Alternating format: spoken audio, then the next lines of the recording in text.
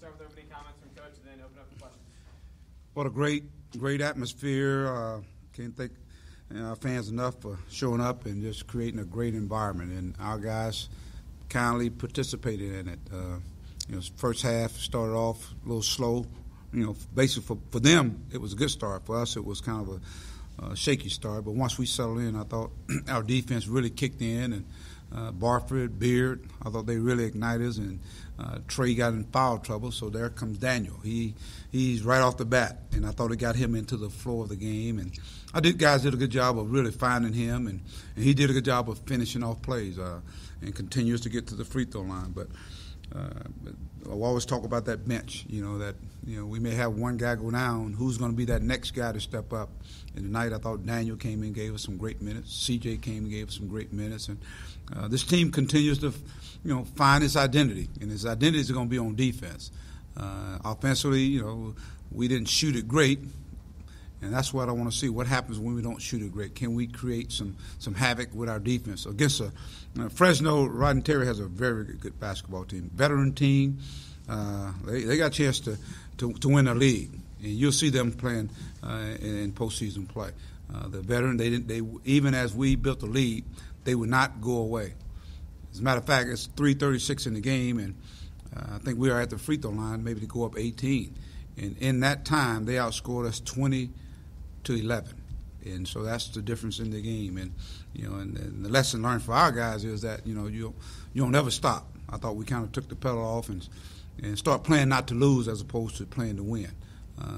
But a lot of credit goes to those guys because the Williams kid, who I was really afraid, he's a really, really good basketball player, can really score inside, and then you got the outside. I thought the Taylor kids really stepped up and played well for them, especially in the second half. But good team win. Guys enjoyed the midnight, and then we get ready and turn our attention. We continue to get to the free throw line. Makes a big, big difference. We're an attacking team. And so tonight, if you look at the stats, they actually shot more field goals than we did, made more field goals than we did, made a couple more threes than we did. But the neutralizer to me is getting to that free throw line, and we didn't shoot them great, but we shot them well enough to survive. You guys want to raise your hand? That was like a criticism at times last year is maybe too much staying around offense. How big a deal how big of a deal has it been for you to be like, guys, go to the rim, move around, get aggressive on offense? We stayed around last year. We did. Oh, really? Okay. All right. We scored quite a few points. We got stagnant. I think you got a lot of new pieces, new players, and so tonight I think a lot of it has to do with fatigue too. We had some guys play a lot of minutes tonight. And that's what happens in that last when you start standing around and the ball don't move, people don't move. I thought when we went up, we did a good job of really getting the ball into high-low, getting into Daniel, and he was able to finish. And then I thought we just kind of took the foot off the pedal. But again, to me, I thought our defense kind of let us down from that standpoint. It wasn't just the offense.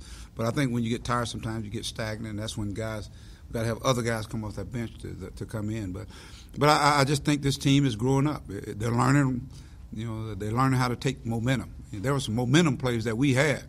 You think about in the first half, the dunk that Darius had. I mean, you get that, the house goes real crazy. And you can imagine the other team, they kind of get a little in a hurry.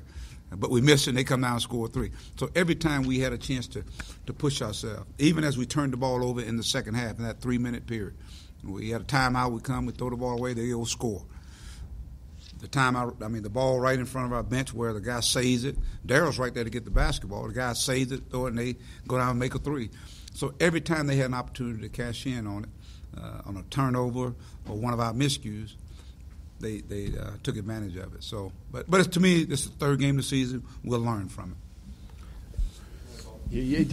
I'm sorry, as a follow-up. I guess, and this is my fault for being unclear, I guess it's more like the biggest difference from this year's team, this year's team seems more aggressive, whereas last year was a little more standing around. So I guess I'm asking, how big of a point of emphasis was it for you to be to get this team more aggressive versus compared to last year? I think we want to be a team that's going to share the ball. They got to figure out, they got to kind of pick who they're going to zero in on. And you notice they're really zeroing in on Daryl Macon now. And I think he's doing a good job of really trusting the other guys to make plays. I thought Balfour did the same thing. So I just think guys are more comfortable in their roles now. They understand a lot more. It's one thing that you got to remember, those guys were in junior college. I mean, you look at Daniel right now, and he ain't nowhere near where he's going to be. He just came out of high school. That was his third game in the collegiate level. But once you get into it and you start understanding the repetition and then going against the competition, and then you have some success, and then you get your confidence grows. And that's what this team is. The confidence growing is as a team. You talked about some of those plays. It felt like it could have been a 20-plus point win and things that kind of kept it tight. 2 games in a row where the defense was really good in the first half, kind of faded some in the second half. Is that a depth issue right now with guys still out, or focus, or what do you attribute that to? I just think, we got some guys that, they got to learn how to play with leads. And we ain't going to – trust me, you're not going to – this team here, they just ain't going to go away. Teams are not just going to quit. You got a lot of toughness. You got a lot of veterans on that team, so they're not going to go away. So you're not – the key is win. Whether 1 point, 2 points, 3 points, 5 points, I don't care. Let's find a way to win. And but we want to be a team that really finished the second half and finish it well. But some guys may have got tired, but I thought we just kind of played not to lose as opposed to playing to win. Yeah, Mike, Daniel played almost as many minutes, 30, as he had in the first 2 games combined, 33. How good was it to see him stay out of foul trouble? And I guess he made a pretty quick adjustment for a young guy from game 2 to 3 on that. Every game he's going to learn, and his team needed him to be out there, and I thought he played a lot smarter. I thought he was more instinctive tonight. And it's one thing about it though is, as a big guy, if I'm a guard, I'm gonna be smart. I'm gonna feed the big guy, because then the big guy gonna do some other things on the other end, and we saw that tonight. And I thought he just played with a lot of confidence, and he used his length tonight, and so he was out there for a while. So we need him out on the floor. So maybe that was the thing that took place. He knew we needed him, so he stayed out of foul trouble. And then there was that sequence within like 15 seconds. He dunks on an alley-oop from Anton, and then he goes down and just swats, the ball. I think Deshaun Taylor. What did you think of that sequence? Oh, I thought it was beautiful basketball. It was just seeing a guy just being instinctive and guys trusting him, just making plays. I mean, that's his strength is, for a guy that size, he runs like a guard, and he's very athletic. He's one of the most athletic big guys we've had here, and I think he's growing each and every day. He's like a sponge. He wants to be a great player. And so we saw some glimpses of it, what his athletic ability is, especially in the open floor. You're talking about open floor. Like I said, on one end he's dunking, on the other end he's blocking a shot at the basket. So to me, it's he's learning. Mike, does Dustin Thomas come back in next week now? We will make that decision here soon. So we'll see. Right now, I'm just trying to let these guys enjoy it to midnight, and with the guys that are going on, right, they're doing a good job. I thought, Gabe, for the little time he's been playing, I still think CJ's got another gear that he can take it. But again, we get more and more guys that are contributing. You guys double the post. It seems like you've maybe been more successful forcing turnovers this year. Do you think it's the length? Do you think it's guys being more comfortable defensively in their second year? Or what do you attribute that to? Yeah, I think it's the comfort. I think understanding what we're doing. I think a lot of times we go double and people are splitters, as opposed to us just kind of closing those guys off. So we're not anxious trying to steal the basketball. See, the trapping part is not stealing the basketball. It's disrupting, touching it, and maybe we'll come up with it. So I think our guys are starting to figure it out. And the way you figure it out is with some more veteran guys out there. You got some longer athletic guys, and we got guys that can get places now.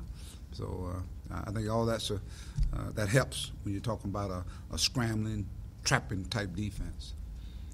Taking a show on the road now to Portland. Talk a little bit about the opportunity to play in that tournament and what you think you can learn out of it. I think it's a great opportunity, for Arkansas, and it's something that being here for the many years I was here, that's what we used to do, just play in the prestigious tournaments. So for us, obviously it's a tremendous honor, but at the same time, it's a great tournament with some great teams, and obviously we feel like we're one of the better teams in the country. So we get a chance to find out. I'm gonna use it as more to find out, a little bit more about ourselves, because now you're not in the friendly confines of Bud Walton Arena. You don't have the fanfare going on there. You're in a neutral site. and very much so like what takes place in postseason play.